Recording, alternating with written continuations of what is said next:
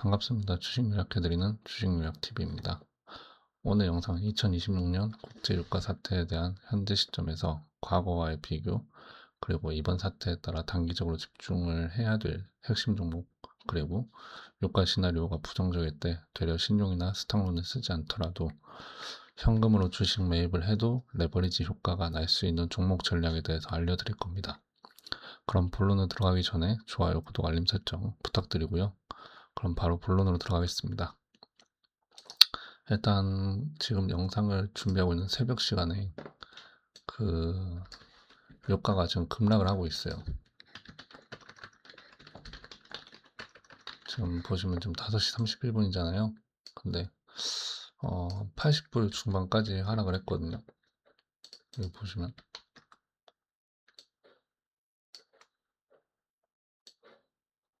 지금 이제 85.49불 이렇게 되어 있습니다. 이렇게 단기적으로 하루 만에 33% 이상 빠진 이유는 일단 제가 영상을 준비하기 전에는 이렇지 않았는데 트럼프가 이제 호주 여자 축구 대표들의 이제 망명을 권한다 이렇게 이야기를 했었고, 그리고 이제 트럼프의 말대로 망명을 했대요. 그리고 이제 트럼프가 그 전쟁이 마무리 있었습니다 이렇게 말했습니다. 그래서 진정세가 지금 유가 하락을 더 가속화시키고 있는 것 같아요. 트럼프가 정확히 뭐라고 했냐면, 이제 이란은 이미 쏠 수 있는 건 다 쐈다. 이제 괜한 장난을 치지 않고 그렇게 장난치면 그 나라는 끝이 될 거다.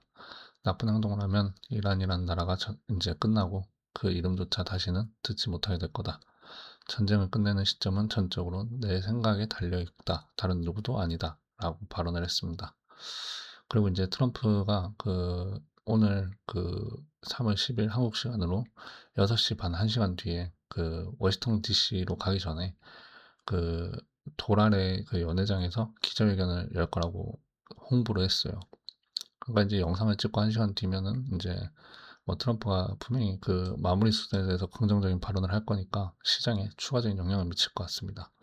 그 결과 지금 미국의 이제 야간 지수도 상승하고 있는 상태인데, 근데 이제 제가 오늘 준비한 내용은 지금 상황만 보면 또 바뀐 것 같이 보일 수 있어요. 근데 그 내용의 골자는 크게 바뀐 게 없기 때문에 유가 시장이 변동성이 막대하다는 거, 이거에는 아직 상황이 완전히 나아진 거는 없다. 그냥 트럼프의 말에만 지금 집중하고 있는 상황인 만큼 유가가 떨어져 있으니 모든 상황이 끝났다 단언하지 마시고 오늘 영상 끝까지 들어보신 다음에 기억해 두시면 좋은 기회 올 겁니다. 변수가 생기는 것 자체가 기회니까요. 물론 시장이 문제없이 상승할 가능성도 큽니다. 근데 시장이 지금까지 강해왔던 상황이니까, 그래서 지나가는 바람에 안일하게 그냥 아무렇게나 매수하고 현금을 다 녹여버리면은 예외 상황이 벌어졌을 땐 대처가 불가능하겠죠. 그래서 지난주 이제 증시 하락을 보면 금요일까지 굉장히 정신없게 움직였습니다. 그죠?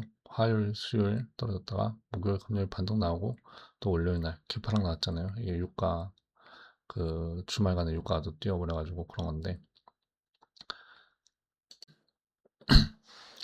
근데 이제 전 세계에서 한국만 이게 제일 큰 하락이 나왔었고, 지난주에는 이제 이번 주 같은 경우에는 니케이도 같이 많이 빠졌어요. 그죠? 지난주에는 일본 증시는 한국의 한 2분의 1 정도로만 하락을 했는데, 오늘은 한국 증시랑 거의 비슷하게 떨어졌기 때문에 이건 이제 한국 수준인 만큼이나 이제 일본 증시가 빠지고 있고, 결과는 알 수 없지만 어떤 이유로든 이제 이번 사태가 실질적으로 세계 증시에 이제 전반적으로 큰 영향을 주고 있다. 이렇게 해석을 하면 될 것 같습니다.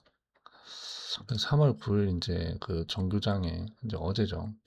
어제 같은 경우에 지수가 이렇게 하락을 하다가 반등이 이렇게 나왔습니다. 그죠? 반등이 나왔던 이유가 뭐냐면, 이 유가를 잠깐 분봉으로 보면은,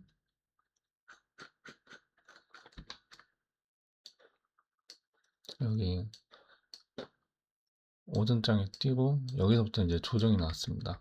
네, 근데 이게 왜 그러냐면, 그, 여기서 이제 G7이 4억 배럴 정도의 비축률을 방출한다 하면서 이제 급락이 나온 거거든요. 유가가 진정이 된 거죠.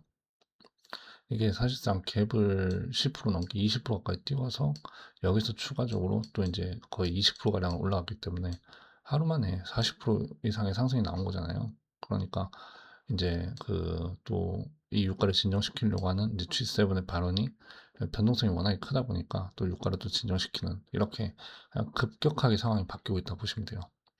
근데 이제 유가 상승 배경을 일단 봐야 됩니다. 어쨌든 이란이 지금 차기 지도자를 모즈타바 선출을 했잖아요. 하마네이 차남인데 이게 교육 강경하게 한다는 겁니다. 그래서 이게 예상은 강경하게 갈 거라 말하는데 지금 트럼프가 이제 끝날 것이다, 뭐 내 의사에 달렸다 이런 식으로 말하니까 시장이 우왕좌왕하는 거죠. 그냥 트럼프 말만 믿고 있는 건데 그 말이 진짜가 되지 않았을 때는 또 상황이 또 급격히 악화될 겁니다. 그래서 이제 주말간에 그 원유 가격이 이제 금요일까지 영향 안 미치다가 왜냐면 그 금요일 장 끝나고 나서 이제 원유가 더 요동을 쳤기 때문에 뭐 월요일 이제 시초에 아시아를 깨놓고 지금 미국에서는 지금 대략 이렇게 주가 흐름을 보이고 있는 거죠. 어떤 거냐면 이제 오전 8시부터 이제 그 다음날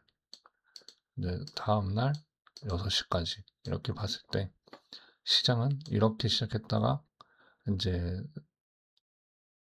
이렇게 된 거죠. 그리고 이제 여기서 이제 위아래가 또 나뉘게 되는 상황인 겁니다. 근데 계속 말한 게 트럼프의 발언에 계속 집중을 하고 있는데 트럼프 발언의 형식을 따라가다 보면요. 그 말에는 과장이 늘 보태져 있습니다. 그래서 이란 전쟁은 빨리 끝날 것이라 말을 했던 것과 달리 이란은 빨리 끝내지 않을 거다 이렇게 말하고 있고 트럼프는 미국의 승인을 받아야 된다라고 말했는데 차기 지도자는 그냥 그 혁명수비대의 가장 큰 지지를 받는 이제 모즈타바를 선출했고, 네. 그래서 이란은 굉장히 그 극도로 상반된 행보를 보이고 있단 말이죠. 트럼프 발언은 자신의 상황을 더 유리하게 만드는 전략의 일환이고, 지금 당장 현실이 다르다 하더라도 그렇게 발언을 해놓으면 주변이 그렇게 믿으면서 미래에는 자신이 유리할 수 있을 만한 내용을 이제 미리 진짜가 되게 만드는 뭐 그런 전략이라고 볼 수 있을 것 같아요. 그걸 뭐 많이 선호하는 걸 많이 보셨으니까. 그런데 이게 이제 이란 국민들 중에 해외에 나와 있으면 이제 세계 언론을 타고 있는 경우가 많잖아요. 그리고 이란 국민들도 관심을 많이 가질 거고. 그래서 이란 호주 호주로 이제 경기를 뛰러 간 여자 축구 대표들한테 그 망명하라고 이렇게 언론 플레이를 하고, 그다음 관료들한테도 망명하면 받아주겠다 말을 하는 건데, 이게 이란 국민들에게 유명한 존재들이 망명을 한다던가 이러면은 그 사람들의 행동에 영향을 미치겠죠. 국민들한테 이란 체제에 반대를 한다는 이미지가 하나둘 생기면서 목소리가 커지면 이제 국가 내분이 이어질 거고, 그러면 이제 속전속결이 되지 않았을 때 또 차선책이 될 수 있다는 거죠. 근데 생각을 해보면 트럼프는 처음부터 속전속결로 압도적으로 전쟁이 끝날 것처럼 말을 했는데 망명이니 뭐니 이야기를 하는 것 자체가 트럼프가 아직 숨기고 있는 게 있는 것 같다라는 겁니다. 빨리 끝내놓고 정리하면 그만인데 이 부분에 대해서 미국이 압도적으로 이란과의 싸움에서 승리할 수 있는 카드를 다 쓰고 있다, 뭐 이렇게 해석하기보다는 이란의 이제 멸망전이거든요, 이거는. 그러니까 단순 전쟁이 아니라 멸망전이에요. 그래서 이제 시간을 끌고 이제 이란의 멸망전을 가지고 이 싸우는 상황에서 이란은 잃을 것보다는 얻을 게 많아요. 만약에 살아남으면. 근데 미국과 이스라엘은 싸워서 진짜 얻을 게 별로 없어요. 단 얻을 거라고는 핵위협에서 완전 자유. 그리고 이스라엘은 중동 패권을 잡겠죠. 뭐 이런 부분 때문에 이제 멸망전을 하는 건데, 핵시설을 완전히 해체하고 고농축 우라늄을 없애기 전까지는 이제 전쟁을 끝내지 못하는 상황이에요. 사실은 트럼프 말대로 지금도 뭐 전쟁이 끝난 수준이다 말하는데 핵이 없어지지 않았는데 뭐가 끝났다고 말할 수 있겠습니까? 세계 패권의 판도에 큰 균열을 내게 되는 단초가 될 수도 있어요. 진짜 지금 상황은. 그러니까 늘상 제가 영상에서 말한 건 팩트 자체를 제대로 파악을 해야 된다라는 건데, 트럼프 말에는 자꾸 팩트가 빠져 있어요. 그래서 이제 제가 그 지난 영상 여기 보시면 이 영상이었죠. 유가 $100 시나리오 뭐 어쩌고 이렇게 영상에서 이때는 이제 중앙에너비스가 석유 중에서 제일 괜찮다 이렇게 말했었어요. 뭐 중앙에너비스 이게 이제 금요일날 장중에 찍었으니까 이때 찍은 거였거든요. 이때. 그러니까 이제 중앙에너비스랑 그 다음에 한국석유, 한국앵커유전 이렇게 비교를 해보면 아시겠지만 중앙에너비스가 실제로 탄력이 제일 좋았어요. 4개 종목 중에서는 대금도 작긴 하지만 여러 가지 시장 경고제도나 이런 여건에서 주가 측면이 유리하기 때문에 이제 신고가를 붙일 것 같다라고 말씀드렸잖아요. 근데 그 원료에 보면 그냥 붙이긴 했는데 여기서 또 떨어졌어요. 그래서 아직 제가 생각한 시나리오가 뭐 완전히 반응했다고 보기는 어렵고 진짜 이란 전쟁이 끝나고 뭐 그런 게 아니라면 아직도 또 다른 기회가 나올 거라 봅니다. 물론 단기적으로 이제 한번 충격이 나올 것 같아요. 하락으로 이번에 트럼프 발언 때문인 것 같은데 근데 이제 트럼프 각종 립 서비스가 효과를 보고 있는 상황이기 때문인 거지. 그 립 서비스가 언제까지 효과를 볼지는 몰라요. 이게 유가가 이제 100달러를 트럼프 예상보다도 더 빨리 넘은 거겠죠. 그러니까 트럼프가 저렇게 좀 급하게 막 발언을 하는 거 아닌가라는 생각이 드는데 지금 사태에 동요하는 세계를 진정시키려고 하는 이제 립 서비스다. 근데 이 립 서비스는 뭐 사람들이 우크라이나 러시아 전쟁 장기화됐을 때도 보면 립 서비스가 안 먹히기 시작했었거든요. 근데 우러 전쟁이 장기화됐던 것처럼 만약에 이란과 미국 전쟁이 장기화되면 우크라이나 러시아 수준일까 아니면 그 이상일까 이런 생각도 해봐야 돼요. 전 그 이상이라고 봅니다. 지금 현재는 이제 미국에게 너무 유리한 정황대로 전쟁이 흘러가고 있죠. 뭐 미국이 이란의 압도 이건 너무 당연한 거긴 한데 근데 이제 미국과 이스라엘에게 이란이 항전을 계속하고 있기 때문에 장기간 버티지 못할 것이라는 거는 가능성은 좀 전 낮다고 봐요. 지금 언론에서 비춰지는 것처럼 이란이 고전을 면치 못하고 있는 것이 아니라 의외로 러시아, 우크라이나 전처럼 이제 또 잘 버티게 되는 그런 그림이 또 어느 시점에 나오게 되면 이제 미국이나 이스라엘 같은 국가들도 장기전은 무조건 소모전이기 때문에 좋을 게 없습니다. 그래서 군사 강대국이었던 러시아가 우크라이나와의 전쟁을 빨리 끝내지 못했다. 이거보다 더 비관적으로 이란이 미국을 이제 좀 상황을 부정적으로 만들었다라고 볼 수 있겠죠. 그렇게 되면 이제 음, 이제 조용했던 친이란 국가들도 발언을 하기 시작할 거예요. 이런 사실을 트럼프도 인식을 하고 있는 거죠. 그래서 프랑스도 이제 항공모함이랑 호위함 보내고 있고 그 항모 플러스 이제 호위함이죠. 이제 이란 미국 전쟁에서 일어난 일이 이제 결국에는 이제 호르무즈 해협 봉쇄, 전쟁 장기화, 중동 내 이제 전쟁 확전이나 또는 인플레 자극 이 형태가 굉장히 위험하다고 했잖아요. 이 영상도 한번 보시면 좋을 것 같아요. 네. 여기 내용도 보시면 제가 이거를 이제 뭐 1단계, 2단계, 3단계로 해서 이 3단계로 갔을 때는 이제 감산 이야기가 나오면 불난 집에 기름 붓는 꼴이다 이렇게 말씀드렸거든요. 이것도 이 영상을 다 설명하면 오늘 영상이 너무 길어지니까 그래서 이제 이번 전개는 좀 과거에 오일 쇼크 사태가 이제 이제 재반복되냐 뭐 이거거든요 사실은. 그래서 1973년에서 1974년 그리고 2차 석유 파동은 이제 1979년에서 이제 1980년 여기가 이제 뭐 1차, 2차 쇼크인데 지금은 어느 정도 위치에 있는지 그리고 어떤 종목에서 그 조짐이 보였는지 해석을 해볼 필요가 있는 것 같아요. 일단 1차 석유 파동은 중동에 이제 산유국들이 석유 패권으로 무기화를 했던 거예요. 그래서 이제 이집트 플러스 사우디에서 이제 아랍권 그리고 이제 이스라엘권 이렇게 이제 되는 건데 이제 얘네들 이제 반이스라엘이었으니까 당시에 석유 감산을 했을 때 이제 친이스라엘 하면은 뭐 이제 미국, 뭐 영국, 뭐 캐나다 뭐 이런 나라들이겠죠. 이제 이 당시에 한국은 이제 아랍이었어요. 친아랍. 그래서 이제 뭐 당시에 석유 파동에 피해를 좀 덜 입었는데 그때 유가가 순식간에 300% 뛰었습니다. 네, 그러니까 20불이면 이제 이게 80%까지 뛰는 꼴이죠. 이제 300%가 뛴 거니까 플러스 3배가 되는 거니까. 그래서 이때 이제 시장이 학습했던 거는 1차 오일 쇼크에서 시장이 학습했던 거는 중동 국가들이, 그러니까 산유국들이 주변 산유국들이 증산하는 상황에서 감산 협박은 별거 아니지만 전체가 담합해서 이제 감산하면 석유가 엄청 뛴다. 이걸 이제 학습을 한 거예요. 네. 그리고 이제 2차 오일 파동 때는 배경이 그거죠. 그 이란 대혁명. 이걸로 인해서 이제 그 왕가가 이제 몰락하면서 이제 파업이 엄청 심해졌어요. 파업이 엄청 심해지다 보니까 석유 생산 시설도 멈춰요. 그래서 이제 감산이 그 이란 내에서 거의 70%가 줄어버렸죠. 그러니까 엄청 많이 깎여버리니까.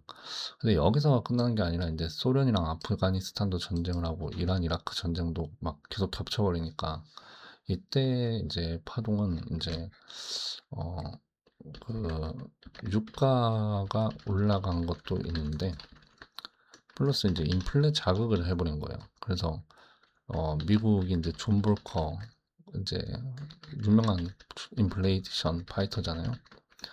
무한금리 인상 이제 시전을 한 거죠. 이게 이제 인플레 자극을 해버리니까 이제 물가를 잡으려고. 근데 이때 이제 인플레 자극을 이제 잡으려고 무한금리 인상을 하니까 이게 고용도 줄고 스태그플레이션으로 이제 넘어가는 거예요. 근데 문제는 그거예요. 선진국은 이제 그 고금리를 버텼는데 이제 신흥국이나 뭐 개도국은 와 그냥 초토화 됐죠. 초토화. 그래서 이제 이때 세계가 학습한 것은 이제 세계는 유가 인플레이션은 금리 정책을 가속화한다. 그리고 인플레이션과 금리 정책이 호환이 안 되면 스태그플레이션으로 나온다. 뭐 이렇게. 그러니까 1차 때는 이제 산유국들이 합심하면 무섭다는 거고 2차 때는 유가 인플레이션이 금리 정책을 가속화하는데 금리 정책이 인플레이션에 이제 호환이 안 될 때 스태그플레이션이 나온다. 이렇게 해석을 할 수 있을 거예요. 근데 이제 저 당시에는 세계 에너지 의존도가 그 오일에 한 60% 정도를 의존을 했다고 합니다. 근데 현재는 15% 정도가 줄어서 45% 정도 이제 영향을 받는 거죠. 근데 어쨌든 여전히 45% 의존도를 갖고 있기 때문에 오일 가격이 뛰는 것은 시장 경제 전체에 영향을 미치고 있는 건 당연한 거고 지금처럼 이제 세계 증시가 현재는 세계 증시가 초호황이에요. 사실은. 그래서 많이 올라와 있는 만큼 이게 파격적인 이벤트에는 파급력 레버리지도 붙는다. 이건 부정할 수 없는 거거든요. 그래서 이제 지금 시점에서 과거 오일 쇼크를 현재 상황에 입혀보고 비교할 필요는 저는 있다고 봐요. 이 이유는 말씀드렸지만 이란과 미국 전쟁이 이제 실제 주변 산유국 정유 시설에 피해를 입히고 있고 그리고 이제 이렇게 되면 불가피한 감산이 일어나죠. 그것뿐만 아니라 호르무즈 해협에 이제 유조선을 공격하다 보니까 나가지 못하잖아요. 그러니까 비축료가 계속 쌓여요. 그러니까 비축료가 쌓이니까 감산을 하는 거죠. 그래서 산유국 집단 감산과 비슷한 효과가 지금 나타나고 있는 겁니다. 아직까지 그러니까 이제 이게 1차 석유 파동의 현상이랑 비슷해진 거죠. 그 다음에 이란이 이제 공식적으로 지지를 받고 있지는 않잖아요. 근데 이게 이란이 장기화되고 이제 잘 버틴다가 되면 공식적으로 지지하는 국가도 나올 겁니다. 왜냐면 지금 호르무즈 해협에서 중국 그 신분을 밝힌 선박들은 이란이 공격을 안 한답니다. 이란은 이제 호르무즈 해협에 그 이란 선박과 중국 선박이 이제 그냥 지나가게 놔둔다는 거죠. 그러니까 한마디로 이제 친이란 지지는 이제 유조선을 통해서 운반을 할 수 있도록 기회를 준다는 게 그렇게 인식을 주게 될 것이고 당장에 또 전쟁이 빨리 끝나지 않을 거다 이렇게 되면 이제 샤이 이란 국가들이 이제 지지 발언이 일어나면서 자기네들 사익 공리를 할 겁니다. 마찬가지로 이제 유가가 고유가 노말이 가능하다는 확신이 생기면 그러니까 이제 어쨌든 지금 이 호르무즈 해협이나 뭐 이런 것들 때문에 고유가가 좀 노말 상태가 좀 높아진다, 레벨이 높아진다 이렇게 생각을 하면 산유국들도 시장 논리에 따라서 이익을 챙기려고 하겠죠. 그러면 아까 말씀드렸던 것처럼 불난 집에 이제 기름 붓듯이 감산을 한다. 이 시나리오로 보면은 이제 봉쇄 전쟁 장기화, 그 다음에 여기서 감산이 전쟁 장기화에 나올 수도 있고, 아니면 중동 내 전쟁 확전이나 인플레 자극이 되면서 또 감산이 나올 수도 있는 거예요. 그래서 석유 무기화가 다시 재발하는 거죠. 이게 이제 굉장히 피곤해지는 이슈가 되는데, 현재 세계 에너지 의존도가 아까 45%라 말했습니다. 석유에. 근데 이 가격 탄력이 생기면 어떻게 올라갈까? 이거를 저희가 고민을 해봐야 되거든요. 그래서 한번 비교를 한번 해보자면 그 유가 차트를 간단하게 한번 볼게요. 여기 여기 보시면은 어디 있지? 여기 있다. 여기 보시면은 이제 좀 확대해서 볼게요.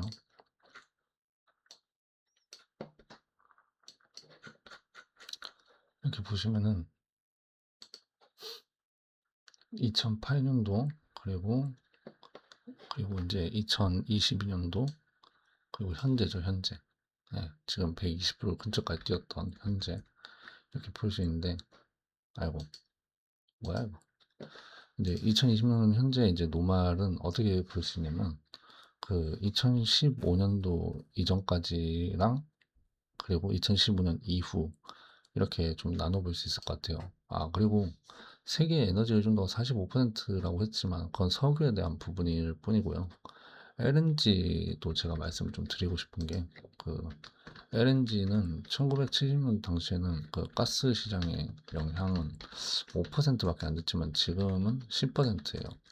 그래서 석유 에너지 의존도가 낮아졌다 해도 어쨌든 호르무즈 해협에서 이제 LNG 그 운송량도 막대하기 때문에 시장이 이제 이 부분까지 뭐 제대로 고려는 하지 않고 있는 것 같아요. 그냥 오직 그냥 오일 의존도에만 좀 이렇게 포커스를 맞춘 것 같은데, 만약에 이제 리스크가 확대됐을 때는 이 LNG 영향도 커졌다라는 게 그 상황을 더 극단적으로 만들 수 있는 부분이다. 이 정도만 짚고 넘어갈 테니까 염두에 두시면 좋을 것 같고요. 그럼 다시 원유로 돌아와서 WTI 차트를 보면 이때 이제 노말 가격 보이시죠?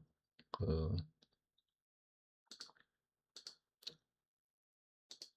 여기 좀 더 굵게 표현을 하면, 자, 까만색 선으로 보면은 대충 그 90달러에서 100불 뭐 요 사이에 있어요. 그죠? 여기 요때가 이제 2010년도 노말이 100달러입니다. 100달러.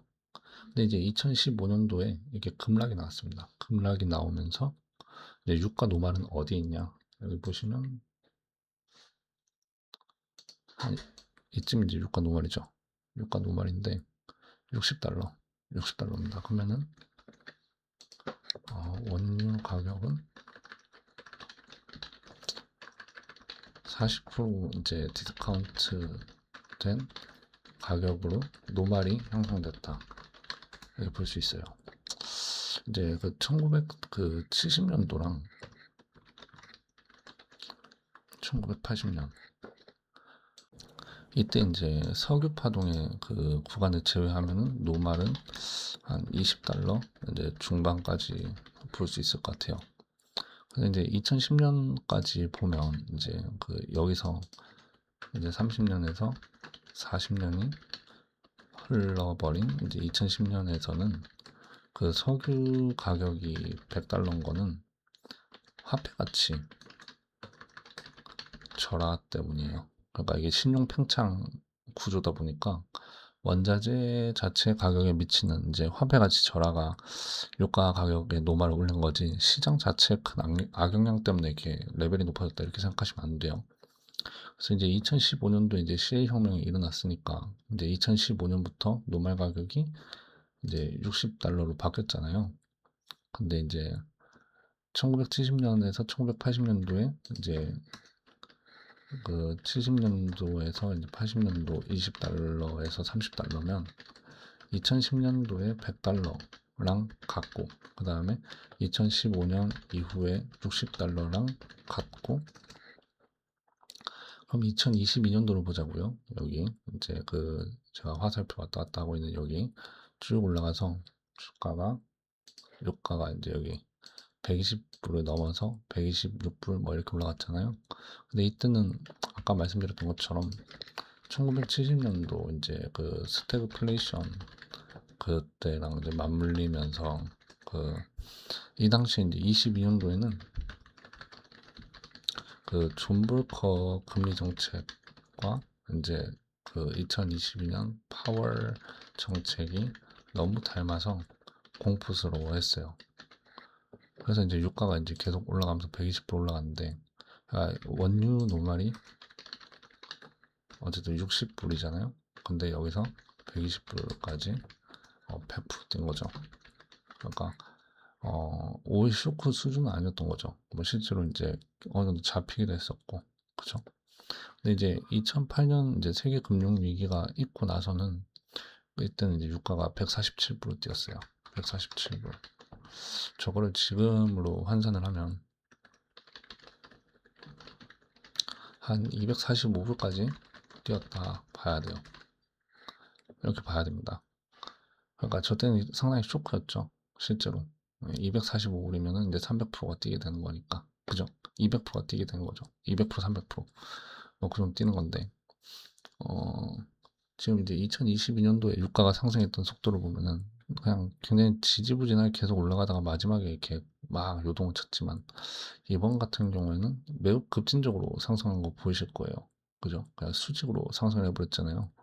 그렇기 때문에 지금이 굉장히 변동성이 엄청 커진 구간이기 때문에 유가가 고점이라고 단언할 수 있는 건 없는 상황이에요. 지금 트럼프가 말한 것이 현실이 되고, 이란이 전쟁을 포기하고 휴전 혹은 평화를 이제 뭐 선언하고, 그다음에 이란 그 혁명 수비대의 전폭적인 지원을 받고 있는 그 모주타바가 뭐 죽든지 실각을 하든지. 네, 그래서 뭐 이제 그 이란 측에서 무조건 항복 이 말이 안 나온 이상은 지금 현재 극단적 상황이 나아졌다고 볼 수 있는 건 없어요. 그래서 이제 그 제가 좀 재밌게 본 종목이 뭐냐면 S-OIL이에요.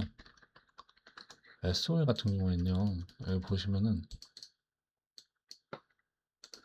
뭐 이때나 뭐 이때를 제외하고 나서는 S-OIL이 이제 그 평균적으로 그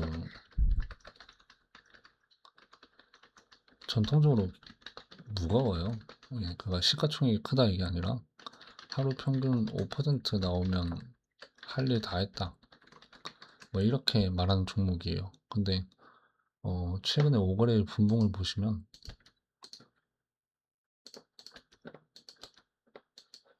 자 보세요.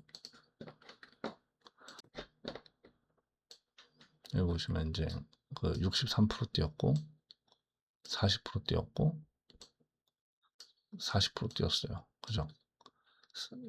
그게 근데 이제 그 월요일 날 시장 제외하고 그냥 4거래일 동안 40%가 3번 나왔으면, 하루 한 번꼴로 이 무거운 주식이 5%짜리라는 게 하루에 한 번꼴로 40%가 변동성이 나왔다 라고 볼 수 있습니다. 이게 이제 일반 잡주로 취급받고 있는 이제 뭐 그 세력들이 주식 장악한 뭐 흥부석유, 한국석유, 중앙에너비스 이런 것들은 이제 뭐 작은 돈으로 변동을 일으켜서 차익을 얻으니까, 한국엔쿠르전 뭐 이런 것도 있죠. 가격 변동이 크게 일어난다 해서 뭐 이렇게 이 세력 입장에서 어려운 문제는 아니에요. 되려 이제 이 주가에 영향을 미치는 애들 따라서 투기적인 거래를 목적으로 달려든 투자자들이 많기 때문에 큰 위험이 없죠. 근데 그 큰 위험이 없어서 고점으로 더 올려가지고 주가 변폭을 만들어서 팔기도 쉽죠. 근데 SO일 같은 경우에 하루 평균 플러스 마이너스 5%가 나온단 말이죠. 근데 이렇게 뭐 1, 2년이 아니라 얘는 2018년부터도 뭐 거의 이제 7, 8년을 그렇게 해온 주식인데, 그러면 이 7, 8년 동안 왜 이 5%라는 밴드가 만들어졌겠냐라는 생각을 해봐야 돼요.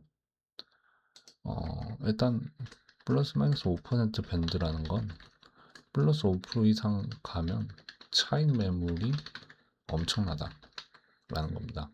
그리고 S-OIL은 잡주가 아니라서 메이저들이 던지는 물량은 일반 잡주보다 규모가 크겠죠. 그래서 여기서 주가 상승을 만들려는 세력 입장에선 부담이 크다. 이렇게 해석을 할 수 있을 겁니다.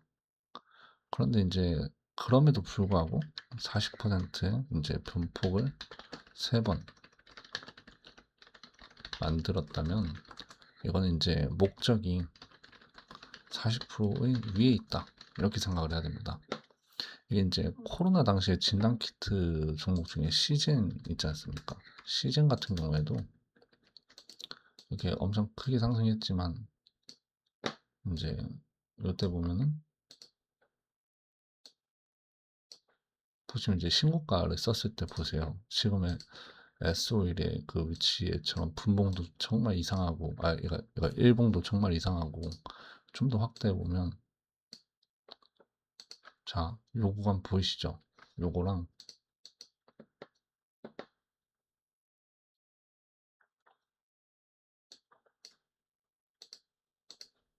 S51의 지금 구간이랑 굉장히 닮아 있다는 생각이 드실 거예요.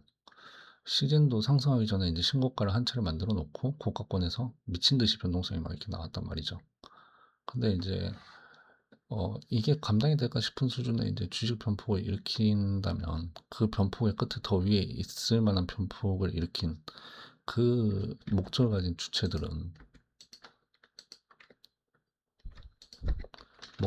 가진 주체들은 이익을 제대로 실현할 수 있다라는 기대가 있는 거예요.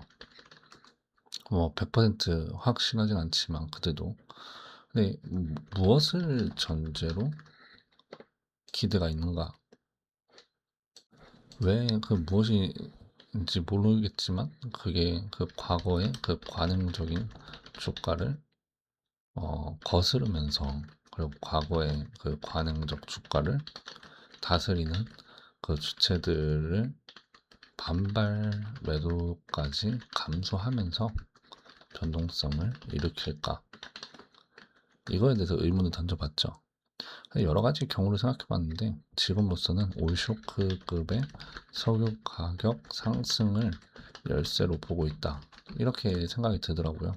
그래서 오일쇼크가 일어날지 안 일어날지는 저는 모르겠어요. 확신할 수도 없는 거지만 S-오일은 이제 이란이나 이스라엘 그리고 미국 전쟁이 일어나는 이제 이 상황에 그 전쟁이 일어나기 전에 형성되어 있었던 국가권에서는 실제 주가가 지금 주가가 엄청 비싼 상태는 아니거든요. 그래서 변동성만 커져 있다라고 보면은 어 어쨌든 40%씩 터트린 놈들은 그 오일 쇼크 가능성을 보고 베팅하고 그리고 이제 그들의 시나리오대로 전개됐을 때는 결국 이제 그 감수하는 리스크보다는 얻는 게 훨씬 더 크기 때문에 실행에 옮겼다라고 봅니다.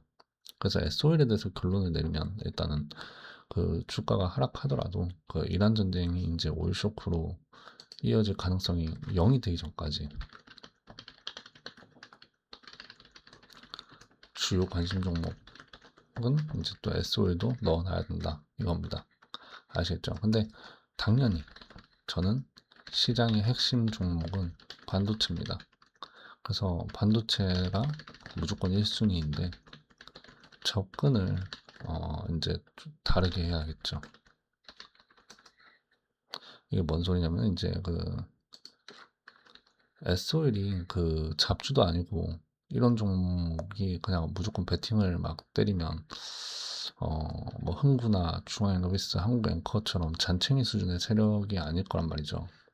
그러면 이제 상황 전개가 원유 가격 폭등에 유리하게 흘러가면 이제 S-오일이 보여준 이제 40%의 변폭이 뭐 5거래 동안 보여준 거지만 이제 그거의 한 2배, 3배 이상의 상승 목표가가 나올 수 있다. 뭐 이런 거라고는 해도 시장의 악재에 반응해서 움직이는 테마다 보니까 보수적으로 이제 볼 수 있는 전략은 아니에요. 이게 매우 위험이 크게 수반되는 거래이기 때문에 테마주 거래랑 다를 바가 없다. 그래서 잔챙이 테마주가 움직이는 거에 비해서는 돈의 힘의 크기나 유동성이나 뭐 수급적인 신뢰도가 높다. 이 정도로 가산점을 줄 수 있어도 여러분들이 코로나 테마가 이제 막 엄청 화랑일 때 돌아가서 생각해 보시면 코로나 진단키트 시즌으로 거래를 하고 싶어 하는 이제 사람들에게 장투하세요라고 말하진 않을 거 아니에요. 2년이고 3년이고 좋을 거다 이렇게 말하진 않을 거 아니에요. 그리고 3개월일지 6개월일지는 알 수가 없지만 거래할 거면 단기 스윙이나 데이 트레이딩 정도로 해라. 이렇게 말하는 것처럼 SO에도 똑같아요. 그래서 어쨌든 이제 단기적으로 계속 관심을 이제 이번 사태가 끝날 때까지 관심을 갖고 있어야 되는 거고, 그러나 이제 그 시청자 여러분들 중에 이제 트레이딩에 익숙하지 않은 사람들도 있잖아요. 그럼 SO일 거래를 할 필요는 없다고 봐요. 다만 SO일에 이제 이 주가 변폭 시나리오가 있으니까, 그럼 메이저들도 오일 쇼크 가능성을 열어둔 걸로 볼 수 있는데, 그러면 이 반도체 1순위 요거를 이제 오일 쇼크라는 가능성이 이제 지나가는 바람이라 했을 때 얘가 시장에 미치는 영향을 활용해서 반도체를 더 제대로 활용하자 이거예요. 그러면은 신용, 뭐 미수, 스탁론, 레버리지 안 쓰고도 엄청난 승수 효과를 노릴 방법이 무엇일까? 이제 그거를 생각하면은 제일 좋은 대상은 삼성전자예요. 왜 그러냐면요. 일단 삼성전자 주가가 많이 올라가긴 했지만 제가 지난 영상에서 여기 보시면 이 반도체 슈퍼사이클 핵심 영상 이거 있잖아요. 핵심 유형 영상 1, 2, 3편이 있는데 이거를 안 보시면 제가 왜 삼성전자가 제일 좋은 대상이라고 하는지 제대로 이해가 안 될 겁니다. 예, 근데 이 영상에서 촬영해드린 이제 반도체 슈퍼사이클 영상 내용을 보면은 이제 큰 레버리지 효과가 일어나겠구나를 좀 받아들이기 쉬울 거예요. 그래도 조금만 핵심을 말하자면 핵심은 이제 HBM4 이제 프리미엄을 이제 삼전이 가져오면 PBR 현재 이제 2배 수준인데 주가가 HBM4 이제 일시공정 수율 잡혔을 때는 PBR 5배에서 이제 뭐 많게는 7배까지 뭐 볼 수 있다라는 겁니다. 그러면 이제 주가는 보수적으로 30만 원, 좀 공격적으로는 이제 뭐 40만 원 중후반대까지 열릴 가능성이 높아요. 그래서 삼성전자를 싸게 잘 사면 큰 기회가 돼요. 싸게.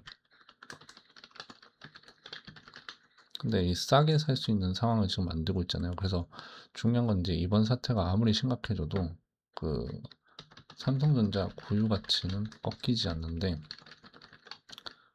그 사이클도 계속 돌아가겠죠.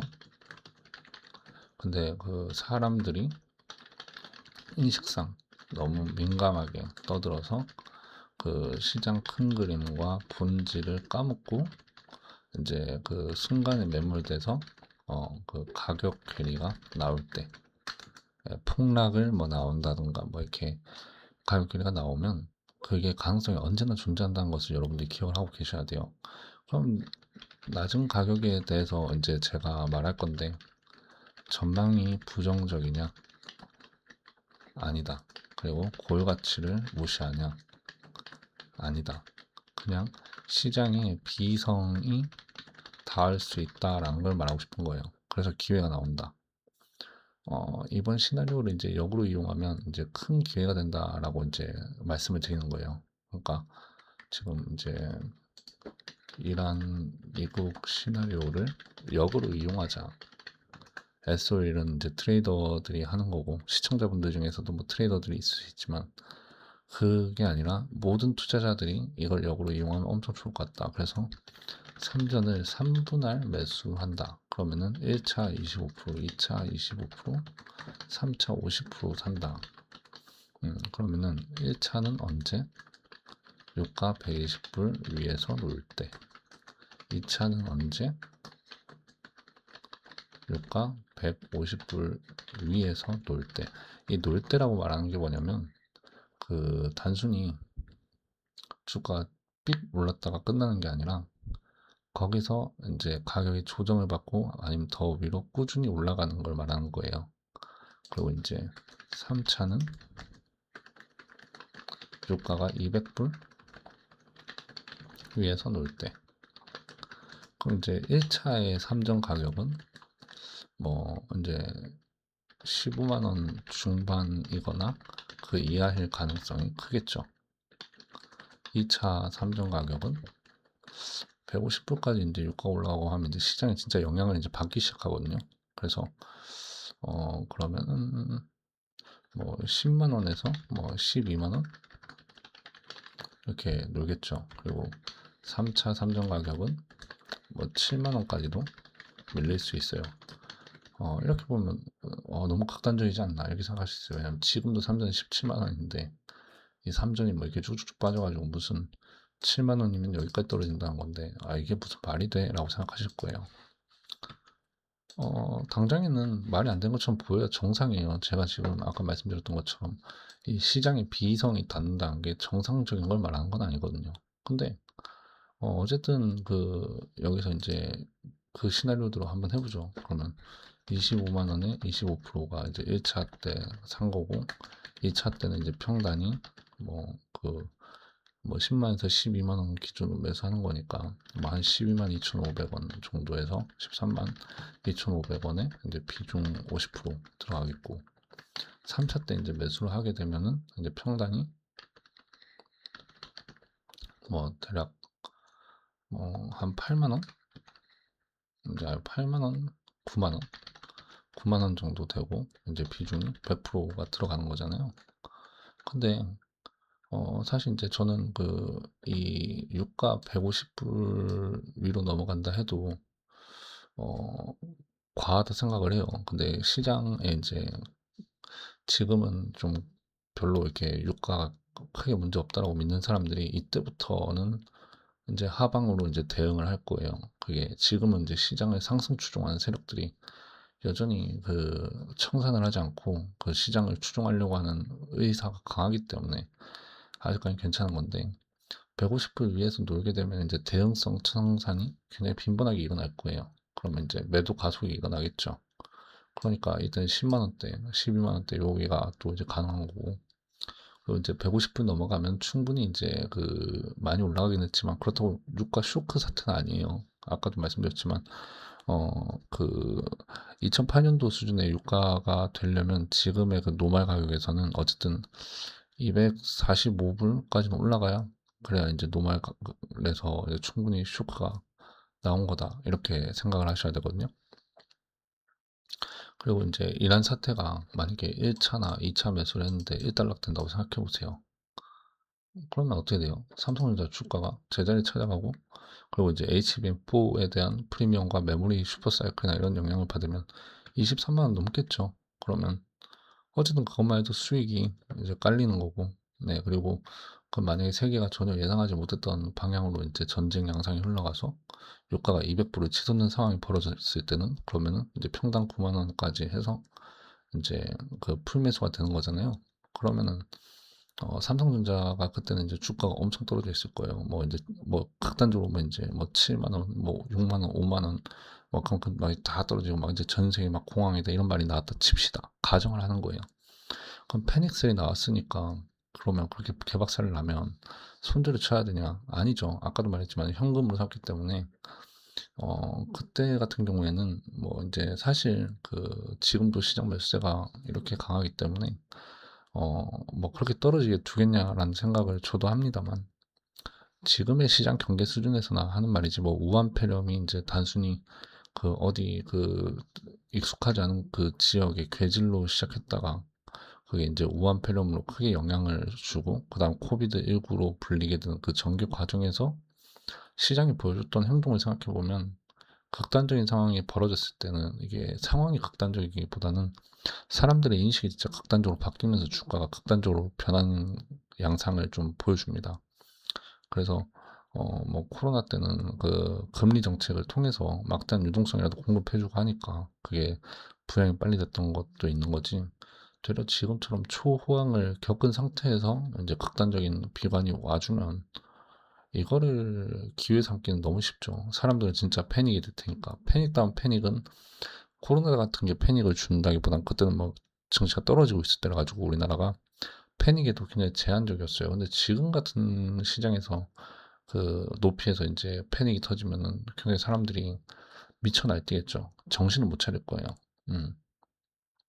그래서 그런 패닉이 됐는데 그래도 평단이 9만 원이나 뭐 8만 원 이제 중반 뭐 이렇게 잡혔다고 칩시다. 뭐 10만 원 초반이 잡힐 수도 있고 그죠? 그래서 여기서 갑자기 유가가 뭐 300불, 뭐 400불까지 오르면 뭐 가능성이 없다고 봐요. 근데 뭐 그냥 없는데 가능성이 거의 없는데 희박한데 그래도 이제 그 상황이 벌어진다고 해봅시다. 그럼 주가는 더 처박혀 있고 미실현 손익이 엄청 마이너스겠죠. 그러면 이제 거기서 대응을 해야 되냐? 아니에요. 그냥 물려도 사면 된다라는 생각이 이제 이평단인 거거든요. 각 차수별로 이제 1차나 2차 매수만 하고 올라가 버리고 이란 전쟁이 끝나버리면 그것도 수익이지만 3차 매수까지 되면 비중이 풀비중이잖아요. 근데 뭐 레버리지도 아니고 급한 것도 아니고 하니까 반대 매매 우려도 없고 근데 결국 전쟁은 끝날 거란 말이에요. 어느 쪽으로든 끝나요. 그리고 이제 원유 가격은 또 다시 노말로 돌아와요. 뭐 돌아온다 해도 그게 이제 아예 그 수급 쪽으로 완전히 영향을 미쳐서 그 원유가 이제 100불 밑으로 못 내려간다 하고 100불에서 고정이 된다 하더라도 그게 일단 원유의 이제 가격선이 정해져 버리면 반도체 슈퍼 사이클이 다시 가동을 하는 거죠. 관심이. 예. 그래서 반도체 슈퍼 사이클이 그 메모리 품기는 27년까지는 인위적으로 공급을 늘릴 수가 없어요. 그래서 이제 이게 그 반도체를 사용하는 이제 기업형 그 소비자, 그러니까 엔드 유저들의 이제 투자가 잠시 위축된다 하더라도 이 AI 산업을 선점하는 건 이제 한 기업이 세계 경제 패권을 잡는 문제이기도 하고, 그리고 AI 산업에 그 테크 기업이 도태된다면은 지금 당장이냐 미래냐의 차이가 있을 뿐 결국 소외되는 순간 약육강식 논리에 따라서 시장 퇴출이 되고 잡아먹혀요. 그래서 시차만 만들어질 뿐이라서 제일 먼저 투자를 할 거예요. 그래서 반도체 사이클은 이 이란 사태가 이제 일단락되는 수준이 되면 올라간단 말이죠. 그러니까 유가가 뭐 300불이고 400불이고 500불이고 그냥 만 불이 쳐 올라간다 해도 진짜로 이게 그냥 끝나버리면 그 다음에 다시 반도체 사이클이다. 그게 언제까지 27년도 말까지는 인위적으로 공급을 늘릴 수 없고 뭐 28년도 때 이제 공급을 늘린다고 해도 당장에 찍히는 숫자는 더 커지고 그러니까 이익률이 갑자기 뚝 떨어지지 않을 거기 때문에 그 삼성전자가 이런 점에서 아무리 쇼크가 발생한다 해도 200불까지만 해도 사실 전 충분히 많이 극단적으로 잡아놓은 거라 보거든요. 그래서 1차, 2차, 3차 매수하고 200불 이상에서 더 올라가 버린다 하면 좀 이게 이제 물려 있어도 되고 그리고 이제 그게 왜 그러냐면은 그렇게 좀 300불 뭐 극단적인 상황 왔을 때 사면 되지 하지만 사실 일단 그렇게 살 수 있을 가능성은 없어요. 그리고 그 그렇게 그 매수를 하려면 시장에 관심을 가지고 있지 않던 사람이 하필이면 그때 시장에 관심을 가져가지고 운이 좋게 그때 상기 저점이 될 수는 있어도 시장에 머물고 있는 사람들이라면 그 당시쯤 되면 이제 시장에 떠나 있게 돼 있을 것이고 아니면 이미 돈은 다 100% 잠겨 있게 될 것이고 아니면 증시에서 퇴출당해서 아무것도 못하고 있을 거라 가지고 어 제가 말씀드렸던 것처럼 이 시기에 맞춰서 1, 2, 3차를 사면은 다시 이제 유가가 100불 이제 금방 또는 이제 밑으로 이제 회귀를 했을 때 유가 노말이 잡히고 나면 이제 경제 안정화가 이제 되면서 지금도 그리고 앞으로도 한동안의 미래 시점에 계속 돈이 유입될 수밖에 없는 반도체에 돈이 또 부비려고 할 거예요. 음. 그래서 200불 윗선에서 진짜 머무르는 시기를 준다면 경제 공황이 올 정도로 정말 하락이 온다면 삼성전자 주가가 더 많이 빠질 수도 있겠죠. 근데 그 밑에 가격은 뭐 더 잡을 수 있으면 좋기야 하겠지만 그 아래 가격에서 뭐 평가 손실을 본다 해도 제가 말씀드렸던 1, 2, 3차를 하고 나서 평가 손실 보고 있는 거면 그냥 세계 정상화가 됐을 때 뭐 최소 30만 원까지 회복한다 하면은 수익은 한 200% 정도 나오는 거잖아요. 그리고 아까 말했던 것처럼 이제 뭐 40만 원에서 50만 원 이렇게 올라가 버리면 400%, 500%가 되는 거니까 그러면은 이제 뭐 신용이나 미수 이런 거 쓰지 않더라도 그 엄청난 그 레버리지 승수 효과를 노릴 수 있고 그리고 뭐 강제 청산 반대 매매 이런 리스크도 없으니까 이런 시나리오를 역으로 이용했을 때가 굉장히 이제 그 기회가 된다는 것과 그리고 지금을 부정적으로 볼 필요가 없다는 게 뭐 진실이고, 그래서 트럼프 입에만 집중하고 있어서 되려 이제 또 극단적인 비성이 일어날 수 있는 지금이 매우 큰 기회다 이렇게 봅니다. 극단적인 상황을 전개해서 더 낮은 가격을 노리는 것도 자유예요. 뭐, 아이, 몰라, 250불까지 나는 가면 산다 이렇게 생각한 것도 맞지만, 사실 요인들을 놓고 생각해 봤을 때는 지금 방금 말씀드렸던 시나리오가 충분히 유리한 상황이라고 보기 때문에, 그때 이제 뭐 좀 그 200불이라는 상황이 안 올지 모르지만 왔을 때도 뭐 더 떨어진다 하면은 그때 그냥 얻어맞을 생각하고 들어가 있는 것도 기회 요인을 잡기 위한 전략이라고 봅니다. 단 이제 변동성 내성을 확실히 갖추려면은 현금만 매수해야 된다는 거. 아무런 종목이나 이제 많이 떨어진다고 사는 게 아니죠. 제가 콕 집어서 삼성전자를 말했던 것이고, 그리고 이제 삼성전자를 뭐 그 만약에 2025년 뭐 한 반기 뭐 3분기였으면 삼성전자가 아니라 SK하이닉스를 말했을 거예요. 그죠? 그래서 어 지금 이제 많이 떨어지면 그냥 단순히 기회다 이게 아니라 사이클적으로나 그냥 가지고 있는 팩트가 어 삼성전자가 진짜 기회를 만들어주면은 여기에 이제 집중을 해야 된다라고 말하는 거죠. 제가 지금까지 올리는 영상들을 보면 이게 맞기도 하고 틀리기도 하면서 이제 영상을 계속 올리고 있는 거지만, 중요한 것은 이제 그 영상들의 모든 전개는 기회 요인을 어떻게 찾냐 이겁니다. 그리고 그걸 어떻게 접근할 거냐. 기회 이면에는 늘 위험이 있는 게 이 투자라는 영역이잖아요. 그래서 기회 요인을 충분히 인지를 하고 있다면 이제 본인 스스로가 이 기회를 어떻게 접근하고 위험은 또 어떻게 대응할지 고민하는 노력이 좀 많이 필요합니다. 그래서 오늘 영상에서도 그런 걸 많이 느끼셨으면 좋겠고요. 저는 이제 영상은 여기서 마무리하고, 도움이 되셨다면은 좋아요, 구독, 알림 설정 부탁드립니다. 알림 설정이 되어 있어야 영상 업로드할 때 이제 제때제때 확인이 가능하시거든요. 예. 그러니까 알림 설정도 꼭 해두시고, 그러면 저는 다음에 더 좋은 영상으로 찾아뵙겠습니다. 감사합니다.